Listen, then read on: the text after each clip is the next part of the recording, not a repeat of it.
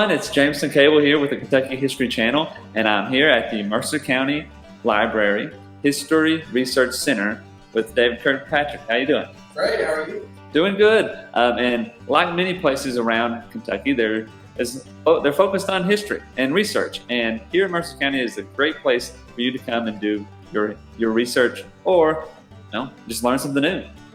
So when you come to Mercer County, as with most places, it's great to know the stories that exist in the community, but those stories have to be housed somewhere. They have to be kept and they have to be preserved. And here at the History Research Center, we're doing what so many communities across Kentucky are already doing, and that's preserving that story.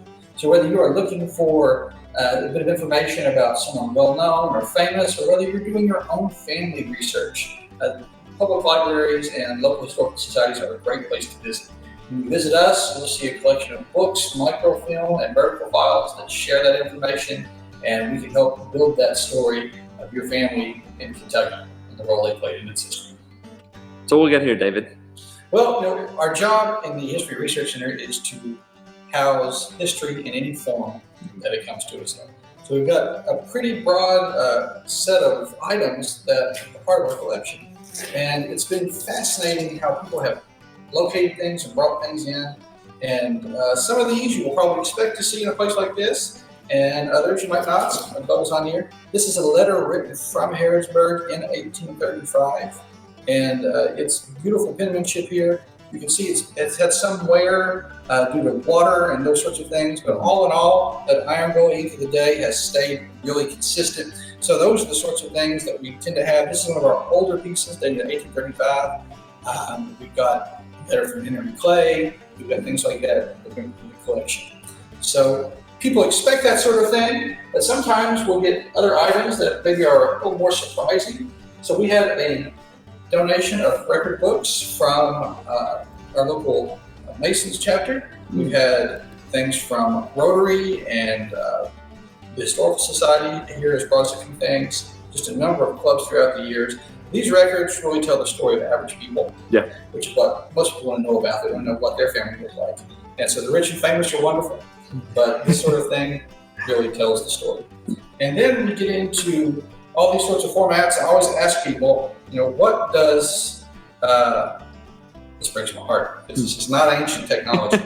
I use these. What does this have in common with a projector slide or an old film negative? And the answer is they're all outdated modes of saving things. So people will bring items like this in, and it's our job to be able to digitize them, pull the images off, whether it's a film negative, whether it's an audio CD. And we've really been challenged because we had even older formats. So we've got a daguerreotype here, and so a really neat image of a gentleman. And we've got a few of those in our collection. Those are preserved differently than other things. The cheaper version that came a little bit later were tintypes. So you can really see the image here, good looking group of people. And perhaps the most challenging, we've been given a series of glass plate negatives. And we weren't 100% sure we could digitize those, but it turns out we can. And the picture actually comes out really, really clear as long as there's no deterioration. So we have all of these sorts of things in addition to every now and then someone will give us items. We don't typically collect those, but sometimes there are things that really just scream Harrodsburg and Mercer County. So here is a little frying pan from G&H Furniture that was handed out a few decades ago. We've got coffee mugs and pens from the high school. So all of those things come together to make our collection pretty unique. Wow, that is a lot of nice things, and I don't know even where to start. You've got probably the best penmanship I've ever seen, and to many different forms of documentation. You talk about floppy disk, and that was only 30 years ago. Right. I used floppy disk. That's not too ancient. Absolutely. Yeah. What do we got here? So when we come to viewing items, one of the things we're doing also is digitizing and cataloging. So it helps to get a general overview of the collection before I get down to the nitty-gritty. This is a magnification device. It's called a magnification loop, and I can use it and hold it up to a slide or a negative, and I have what's called a light table behind it. But I can also just hold it up to the light itself, and you get a really clear image of the picture itself. So It helps me classify things before I scan them. If I see several slides about one subject, I can put them together, and it turns out pretty nice. Yeah, pretty cool. And no touching, right? Well, if it's super old, we suggest that people wear something associated with these, but a lot of times it's a trade-off. When do you wear the gloves to save the documents from the oil on your hands versus the loss of dexterity? Because even if you have something on your hands, we used to use years ago in the profession cotton gloves. Yeah. You could hang on a hem or something and rip something or tear something. So we moved to latex or nothing at all. When can people come and visit the History Research Center? This is part of the library itself. So we're open here similar hours, not exactly the same. We're 10 to 4, Monday through Friday. And the third Saturday of every month, we're also open from 10 to 4. So you can come in during those hours. And we have a finding aid. So if you say, I'm looking for things on a specific family, we've got you covered. You say, I want to know about bridges, covered bridges in Mercer County. You pull something. Genealogy. Let's talk about genealogy. Because a lot of people, this sounds like a great place for a genealogist to come, especially if they got connections to Mercer County. What can they find? Well, we always tell people that to start with the last known generation they have, and we see what records work best going back from there. But we have records as far back as tax records in the 1780s from Mercer County. Those are helpful because they'll place an ancestor in the county. We have recently scanned more than 10,000 pages of what's called quarterly court cases, small claims court. So if you want to know what Judge Judy would have been doing in Harrodsburg 100 years ago, this is that. And one of those cases talked about someone trading their horse for a car. It was like 1920. Car didn't run, so they wanted the horse back. We've got indexes to marriages, wills, and deeds. We have some church records. Our local Presbyterian church allowed us to scan all their volumes. We have them on a shelf right over here. So baptisms and christenings often cover children and women who may not show up in other documents. In the antebellum area, even include enslaved people. One of our proudest, one of the most exciting things we've had in our collection recently is a series of maps funded by the James Harry Trust and also put together by Donna Webb, who's a fantastic Kentucky researcher. And we have maps showing old schoolhouses, we have maps showing old mills, and we have a map laying out the property lines for the original settlers. So you can find your home on a map, put your finger down, and it can tell you who owned that in the 1700s. Wow, that's pretty impressive, and that's something I would definitely get lost in. Maps are cool. They are. So in terms of what you can expect when you visit the History Research Center, as you come in our door, you'll be in our large research room. And this area was added more recently.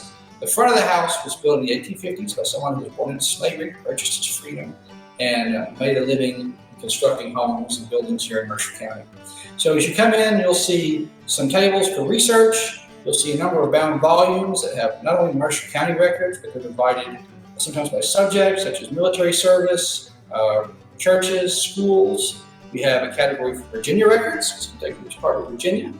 And that's a great place to get started. As you walk back through the building, we have a digitization room. So this is where people who have their own little bit of history can bring it and digitize it. So if you've got a VHS tape, we had someone bring that in at a local festival. We digitized that for them. We had someone bring in an audio cassette of their church's dedication in the 1950s. We digitized that for them. Those are the sorts of things that people can bring in their own little bit of history and preserve for the next generation of their family. Once you go through that room, we enter the older portion of the house. Here's a research room that's a little bit smaller, but it has books dedicated to specific families, births and deaths. And we also have computers because so much information is digitized. So if you're not from Mercer County, don't despair. Come anyways, because we have Ancestry.com.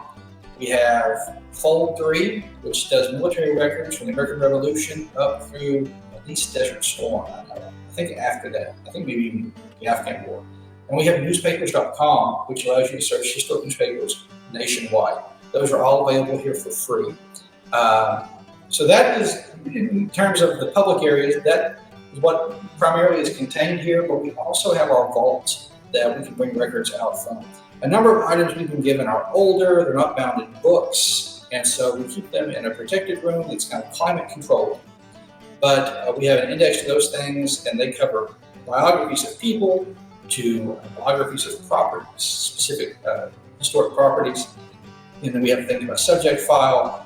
We have quite a bit that can be gone through, more than 100 boxes of manuscript materials, along with the nearly 700 books and more than 100 rolls of microfilm. So that's what you can expect when you come in to visit us. And we have a name index. You can give us a name. That'll put us on the right track and we'll get you started. Well, thank you, David, for showing us around. There's a lot of great things to see and view, not only Kentucky history, but some also national history as well that you can really dive into. Many places in Kentucky do have areas, things set aside that you can view these things. Again, if you would like for us to come show us your stuff, you can very easily contact us at thelandbetweenthemeadows@gmail.com or send us a message on Facebook or YouTube or any of those social media things that you can. Again, thank you, David, for sharing this with us. Tell us a little bit more about how to get in contact with you guys. Absolutely. Well, if you have questions about the History Research Center, we're not able to accept specific queries, but if you want to make a trip down to see us or just have general questions, you can reach me here at the History Research Center at 859-734-3680. That's extension 124, or you can simply ask for the History Center. You can also email me at dak@mcplib.info. So either way, we would love to hear from you and share what we have here in our collection. Thank you guys for watching, and we'll see you next time. Take care.